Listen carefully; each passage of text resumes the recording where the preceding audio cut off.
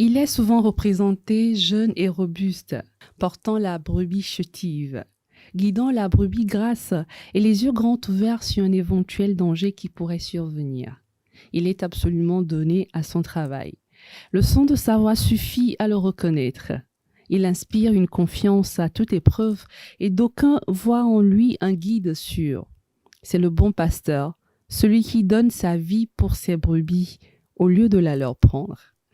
Bonjour chers amis téléspectateurs de la SMA Togo TV, loué soit Jésus-Christ. Nous sommes au 4e dimanche de Pâques et comme vous l'aurez constaté à mon introduction, c'est aussi le dimanche du bon pasteur. L'Église mère nous propose de méditer en ce dimanche du bon pasteur l'évangile selon Saint Jean, le 10e chapitre du verset 11 au verset 18. Et pour les commentaires du jour, nous recevons le père Barthélemy Noumati. Il est de la paroisse Saint-Jean-Paul de Dagogomi, du diocèse de Palimé. Bonjour mon père. Bonjour Madame Lanson. Comment est-ce que vous allez? Très bien, et chez vous? Ça va bien. Et les paroissiens de Saint-Jean-Paul II vont bien? Ils vont très bien. On est heureux de vous accueillir encore une fois sur le plateau de Dies Domini. Le plaisir est partagé. Alors mon père, je vous invite à nous lire l'évangile de ce dimanche et juste après, on enchaîne avec les questions.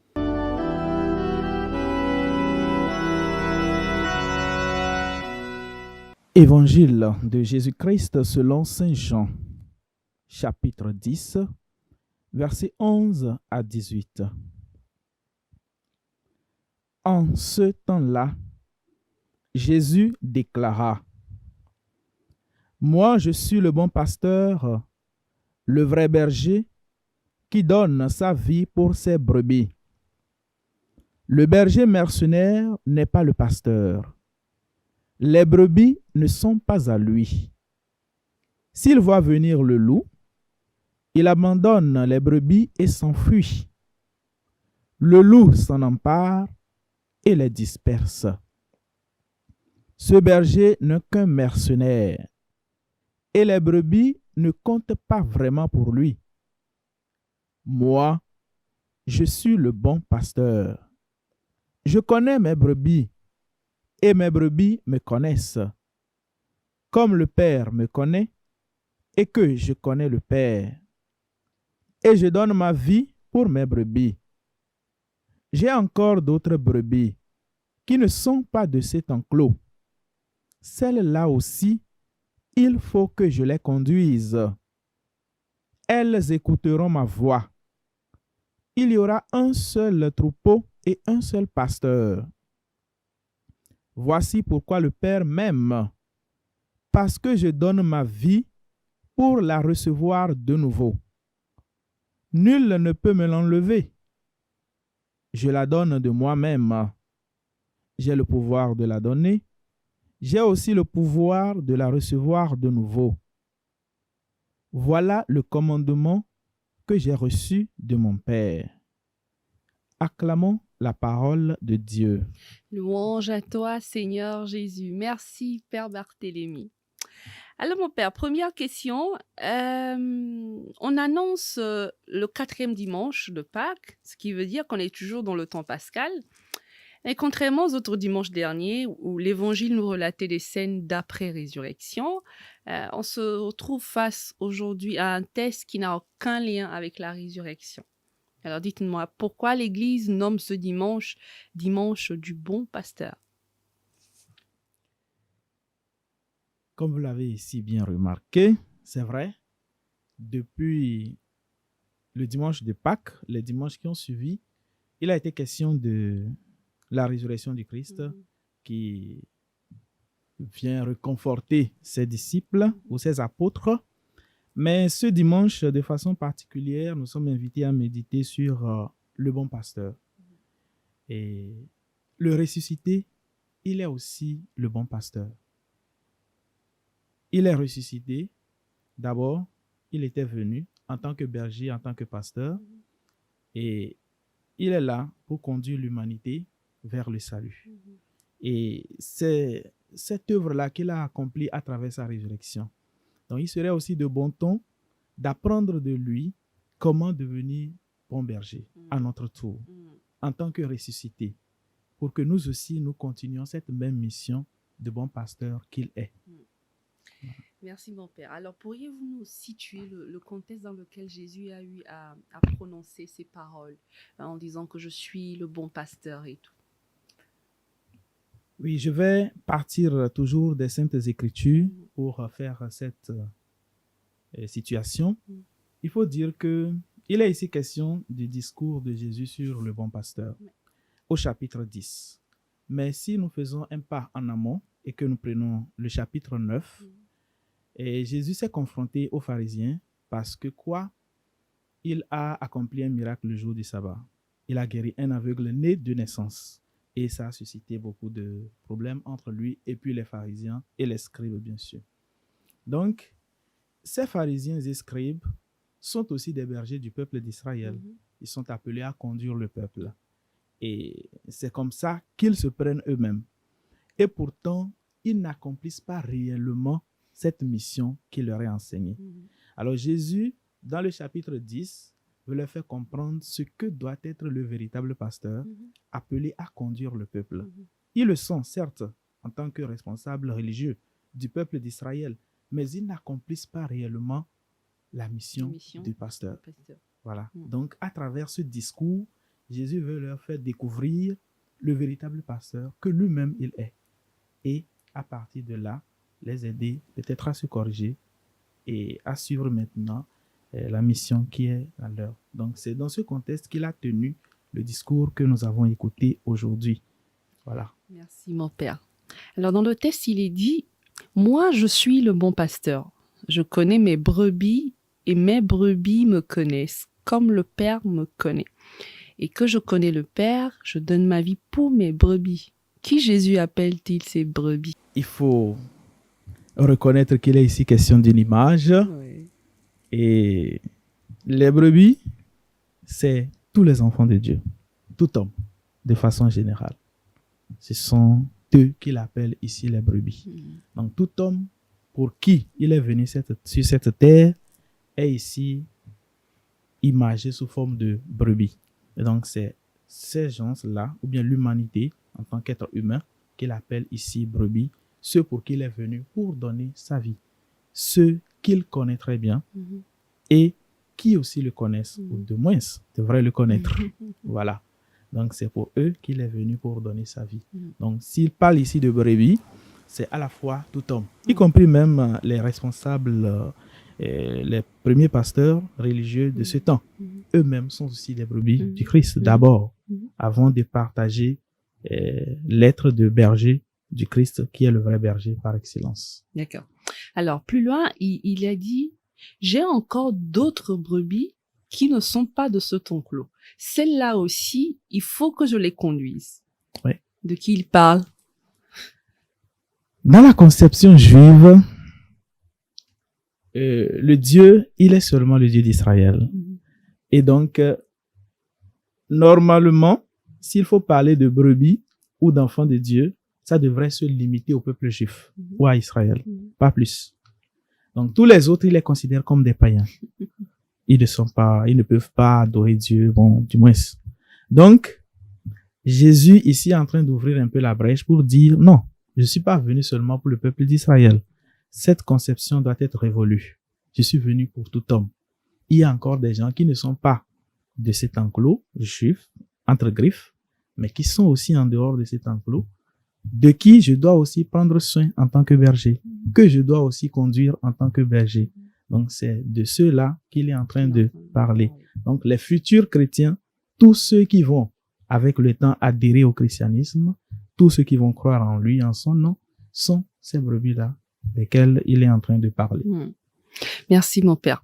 Alors, quand on lit cet évangile, c'est vrai, on revient encore dessus, hein, que l'évangile de Saint Jean, il est tellement profond. Et quand on lit ce passage, on ressent tout l'amour que Jésus a pour ses brebis.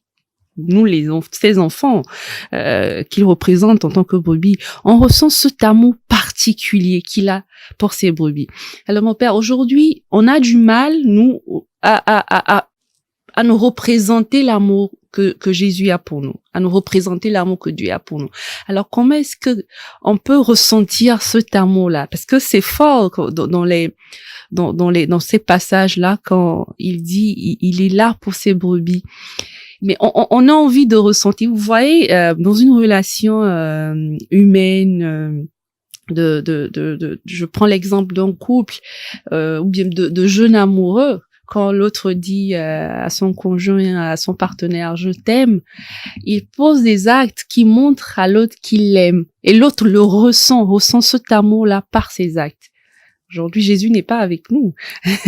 Alors, comment est-ce que nous, on peut ressentir cet amour-là qu'il a pour nous et qu'on soit rassuré justement de cet amour-là et qu'on se dise que il y a quelqu'un véritablement qui est là, qui nous aime de façon inconditionnelle. Mais on a du mal à ressentir cet amour de Jésus. Enfin, je parle pour beaucoup et pour moi-même. Alors, comment est-ce qu'on peut ressentir cet amour-là du bon berger, du pasteur? Cet amour existe, il n'y a pas de doute là-dessus. Oui. L'amour de Dieu pour l'être humain, on n'a pas à en douter. Cet amour existe bel et bien. Maintenant, dans le concret, comment le ressentir, comment le voir, comment le toucher, par exemple. Et peut-être je vais donner quelques petits exemples, Oui. partant tout simplement de notre souffle de vie. Le fait de se réveiller tous les jours. Bon, par exemple, d'être en bonne santé, ou bien d'être guéri après une longue séance de maladie. Tout ça là, ce sont des preuves de l'amour de Dieu pour nous. C'est vrai, il y a la science qui fait sa partie, mais Dieu aussi est à l'œuvre au sein de notre humanité. Donc, parfois même nous traversons certaines situations et après avoir ou bien s'être interrogé sur ce que nous avons traversé, on se dit, ça, si Dieu n'était pas avec moi, je ne crois pas que j'allais m'en sortir. Il nous arrive parfois comme ça. Quand on traverse certaines choses, on est là, on réfléchit. Vraiment, Dieu a été avec moi.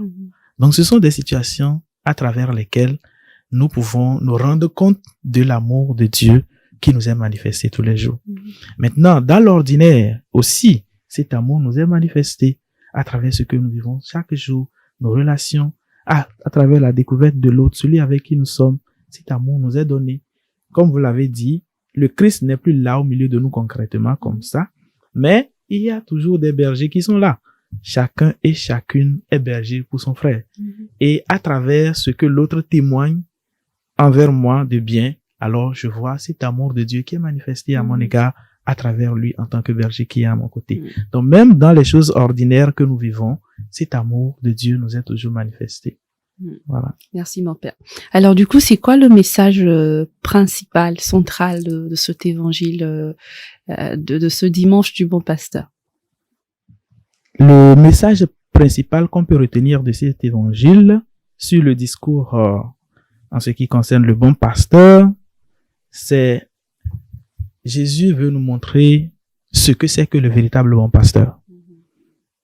Et ce bon pasteur ou bon berger, c'est d'abord Dieu. Dieu lui-même, en tant que berger de l'humanité. Et en Christ, il s'est révélé en nous, humainement, en tant que berger de toute l'humanité. Donc, la première chose que nous pouvons retenir de ce texte, c'est que Dieu ou Jésus est notre berger, le berger par excellence. Et la seconde chose, ce berger a certaines caractéristiques propres que nous sommes appelés nous aussi à apprendre en tant que berger aujourd'hui. Et toute cette semaine qui sera couronnée dimanche par le dimanche du bon pasteur, nous célébrons donc les vocations sacerdotales et religieuses. Donc, ces différents pasteurs, ces différents bergers sont appelés à s'initier à l'école du Christ, bon berger, bon pasteur, pour apprendre de lui comment devenir pasteur comme Dieu l'attend de chacun de nous, pour pouvoir mieux accomplir la mission qu'il lui a enseignée. Bon, ça c'est le côté religieux, mais on peut encore élargir la chose en allant vers les responsables de tout genre, côté social, politique, coutumier et autres. Nous avons chacun et chacune des responsabilités. Et là, nous sommes appelés aussi à l'exercer comme bon pasteur, comme bon berger. Et le Christ nous donne les traits essentiels qu'il faut pour devenir ce berger du peuple qui nous est confié selon où que nous nous trouvons. Voilà. Alors, je sais qu'on l'a pas lu dans cet extrait, mais il y a un extrait sur le bon berger, les brebis, où on nous dit que il laisse quand une brebis se perd, il laisse les 99 et il va chercher la seule qui se perd. Et ça rejoint ce que je viens de dire, l'amour inconditionnel, incommensurable que le Seigneur ressent pour nous. Alors, mon père, moi, je voudrais peut-être que vous nous dites que c'est le lieu de faire entendre peut-être à ces personnes qui pensent qu'ils ne sont plus dignes de l'amour du Seigneur parce qu'ils se sont égarés, parce qu'ils ne sont plus dans l'enclos et qui ne sont plus rassurés de l'amour que leur porte le bon berger. Est-ce que vous pourrez rassurer ces personnes-là et dire justement qu'à l'image du bon pasteur qu'est Jésus, il ramène même ces brebis qui sont égarées, parce qu'il est le bon pasteur, il délaisse, enfin, entre guillemets, ceux qui sont dans l'enclos et il va chercher ceux qui sont perdus à l'extérieur. Je pense que vous avez déjà tout dit vous-même, hein? Voilà. Et comme je le disais aussi tantôt, l'amour de Dieu pour l'humanité, on n'a pas à en douter. Oui. Voilà. Et cet amour existe pour toujours. Et il continue de nous l'exprimer, cet amour. Et particulièrement, il l'exprime envers ceux qui se sentent lésés, ceux qui se sentent plus abandonnés et autres rejetés de la société. Voilà. Et cet amour de Dieu leur est toujours manifesté. Ça ne manque pas. Et il est toujours là pour aider ces genres de personnes à revenir vers lui. Comme le dit, il ne veut pas la mort du pécheur, mais qu'il se convertisse et qu'il retrouve la vie. C'est cela son but principal. Il ne veut qu'aucun d'entre nous se perde, ni que nous souffrons. Bon, la souffrance, il faut le comprendre. Ça ne veut pas dire qu'on n'aura pas à traverser des moments de difficulté. Si, en tant qu'humain, ça fait partie de la vie. Mais Dieu est toujours là pour être à nos petits soins, pour nous aider, pour que nous puissions vivre heureux à sa suite. Et c'est le ciel dont on parle, c'est ce même ciel qui commence déjà sur cette terre comme ça, avant de le continuer plus tard, après cette vie-là. Donc l'amour de Dieu pour l'humanité, il est toujours là, on ne doit pas en douter. Cet amour nous est toujours exprimé de différentes manières, comme je l'ai dit tantôt, même dans les petites choses ordinaires, nous pouvons, si nous sommes attentifs, découvrir cet amour de Dieu qui nous est toujours manifesté. Voilà. Merci mon père. Alors quand on parle de berger, on parle de brebis. Et un bon pasteur a des brebis, mais il faut être aussi de bonnes brebis, je crois, pour faciliter la tâche au pasteur. Alors c'est quoi les caractéristiques d'une bonne brebis pour qu'on ne donne pas trop de travail à notre Seigneur, pour s'égarer, pour qu'il revienne nous chercher? C'est quoi les caractéristiques d'une bonne brebis qui reste dans l'enclos? S'il faut donner des caractéristiques à la brebis, je peux retenir deux. Ouais. Voilà. L'humilité et la confiance. L'humilité pour se laisser conduire par le berger. Parce que comme vous le dites, il existe des brebis. Hein. Si je prends le cas des peuls, il y a certains bœufs, par exemple, c'est difficile de les contenir dans le troupeau. Il faut toujours, voilà, pour dire qu'il existe toujours des brebis ou bien certains qui aiment s'égarer comme ça. Mais le berger est là justement pour ça, pour les ramener dans le troupeau. Donc, la première caractéristique, c'est l'humilité. Se laisser conduire par le berger qui est devant soi. Et au même moment, la seconde caractéristique, c'est la confiance. Faire confiance au berger aussi qui est devant nous. Sans cette confiance, on ne peut pas se laisser vraiment conduire par celui qui est devant nous. Il faut avoir confiance en la personne. Mais cela voudrait dire que le berger aussi doit inspirer confiance. Absolument. Pour que la brebis puisse lui faire confiance.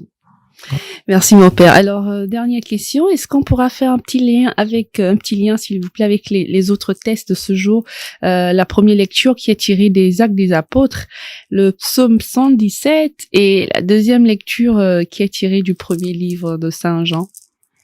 Est-ce que ces trois tests passent le même message? Oui, on peut toujours déceler un lien entre les différents textes. C'est toujours possible. L'évangile nous parle du bon pasteur, qu'est Jésus-Christ, le pasteur par excellence, ou le berger par excellence. Et c'est au nom de ce même Christ que dans la première lecture, Saint Pierre, rempli de l'Esprit Saint, a parlé. C'est au nom de ce Christ-là que il a opéré avec Jean un miracle. Oui. Voilà. Donc, le même berger qui se dit celui qui donne sa vie pour ses brebis, c'est ce même berger qui continue d'œuvrer après sa résurrection dans la vie du peuple juif, pour ainsi le dire. Et il s'est fait associer des bergers qui continuent cette mission qu'il est venu faire sur la terre. Et ici, c'est Pierre qui est mentionné dans la première lecture comme le berger en ce moment. Et c'est par lui que le Christ, le berger par excellence, ou au nom de ce Christ berger par excellence, que le miracle est opéré. Pierre même le dira quand les gens vont commencer par s'approcher du mais pourquoi vous nous regardez comme ça? Ce n'est pas nous, celui que vous avez crucifié. C'est en son nom que le miracle a été opéré. Pour dire que ce berger dont il est question dans l'évangile, c'est le même berger qui continue aussi la mission après sa résurrection dans la première lecture. Et cela, comme vous l'avez dit aussi entre-temps, c'est l'amour de Dieu qui nous est ainsi manifesté. Et c'est la deuxième lecture, ce que la deuxième lecture nous dit. C'est l'amour de Dieu qui nous est ainsi manifesté. Bien-aimés, voyez quel grand amour nous a été donné, le Père, pour que nous puissions être appelés nous aussi enfants de Dieu. Voilà. C'est grâce aussi au même Christ, berger par excellence, que nous sommes devenus enfants de Dieu. Par sa mort et sa résurrection, il a fait de nous aussi des enfants de Dieu. Donc c'est toujours le même Christ berger qui continue l'œuvre d'amour du Père au milieu de nous. Le fait qu'il s'est donné déjà, alors il a fait de nous aussi des enfants de Dieu. Comme lui, nous aussi nous pouvons appeler Père, Dieu le Père, et l'amour de Dieu continue de nous être manifesté comme ça. Voilà, donc voilà un peu le lien qu'on peut faire et nous pouvons en être fiers, comme Saint Jean le dit toujours dans la deuxième lecture, de nous savoir vraiment enfants de Dieu. Voilà, on peut se faire, on peut se donner cette joie-là, de se savoir, cette fierté de se savoir enfant de Dieu. Merci infiniment, Père Barthélemy. J'avais dit dernière question, mais j'ai eu une question qui m'est venue aussi à l'esprit tout de suite. Aujourd'hui, vous, le clergé, vous représentez le bon berger. Vous êtes nos pasteurs. Voilà. Alors, comment, je ne sais pas si la question, je dois vous la poser ou si je la poser aux téléspectateurs qui constituent le peuple de Dieu. Comment est-ce qu'on doit être sûr aujourd'hui qu'on a de bons pasteurs qui nous dirigent? Comment est-ce que, ou bien qu'est-ce qu'il faut qu'on fasse pour être certain que ceux qui sont à nos têtes sont à l'image du Christ? Effectivement, chrétiens que nous sommes aujourd'hui, nous devons faire beaucoup attention. On n'est pas allé à fond dans le test, mais Jésus, se comparant aux mercenaires, disait que lui donne sa vie pour ses brebis. Ce que le mercenaire ne va jamais faire, puisque les brebis ne lui appartiennent pas. Voilà. Donc, il peut se permettre tout ce qu'il veut.